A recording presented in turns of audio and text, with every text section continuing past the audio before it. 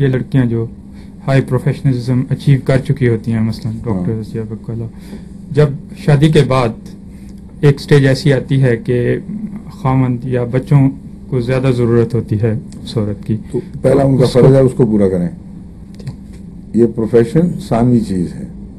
عورت کا پروفیشن اولیت نہیں رکھتا، عورت کا علم اولیت رکھتا ہے. اس لیے قتل کو حرج نہیں کہ علم حاصل کرے عورت، کیونکہ وہ برابر کا حق ہے. علم کی ترویج تو دین کا حصہ ہے، اور قرآن کریم میں بھی دیکھیں علم پر کتنا زور دیا ہے. اس لیے علم کے حد تک عورت کو نہایت اعلیٰ تعلیم دلوائی جائے تو ہرگز مذاکرہ نہیں ہے. چند دن پہلے بوسنین لیڈیز کے ساتھ جو سوال جواب ہوئے تھے، یہاں تشریف لائی ہوئی تھی، تو اس میں انہوں نے یہی سوال اٹھایا تھا کہ آپ جب یہ کہتے ہیں کہ مرد کو ہی گھر چلانا چاہیے اور ذمہ دار، اور یہی بہترین طریقہ ہے گھر چلانے کا، اس سے گھر کا بھی امن رہتا ہے، عورت کو ان امور کی طرف توجہ کا موقع مل جاتا ہے جس کی خاطر اس کی تخلیق کچھ مرد سے مختلف ہے، یعنی گھر داری، بچوں کا خیال، آئندہ نسلوں کی تربیت. تو پھر آپ علم پہ کیوں ساتھ نہ زور دیتے ہیں؟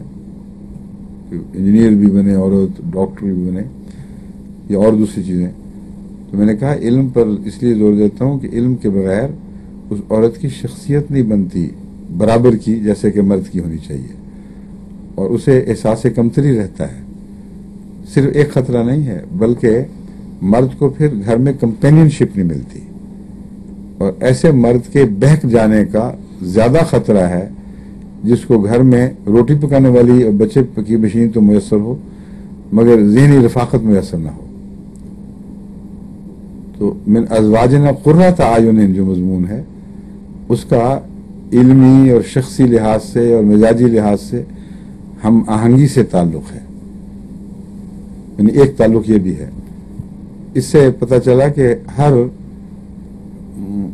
انسان کو اگر تعلیم یافتہ ہے تو کوشش یہی کرنی چاہیے کہ اپنے علم کے مزاج، اس کے ذوق، اس کے معیار کے مطابق اگر کوئی احمدی بچی مخلص مل جائے تو اسے کمائی کے ذریعے کے طور پر استعمال نہ کرے، اسے کھلا چھوڑ دے، گھر میں آزادی کے ساتھ اپنے علم میں ترقی دیکھے. اس کی مدد کر سکتی ہے، بسا اوقات اس کی مددگار بن سکتی ہے علمی لحاظ سے، اس کے کام کے لیے ٹائپ کر سکتی ہے، اس کی تھیسس بنا سکتی ہے، خود اپنے آئیڈیاز. لیکن زیادہ تر تعلیم یافتہ ماں زیادہ اچھی نسل کی پرورش کرتی ہے. تو اگلی نسل کا بھی حق ہے کہ اس نسل کی مائیں تعلیم یافتہ ہوں. بس تعلیم کا محض پروفیشن سے تعلق نہیں ہے، مزید برآں اگر حادثاتی طور پر خامن سے عورت محروم رہ جائے یا اور کچھ علیحدگی ہو جائے، کچھ ایسے دردناک واقعات ہوں کہ اسے زندگی گزارنا الگ مشکل ہو جائے، تو یہ چیزیں پھر کام آ جاتی ہیں. ٹھیک ہے.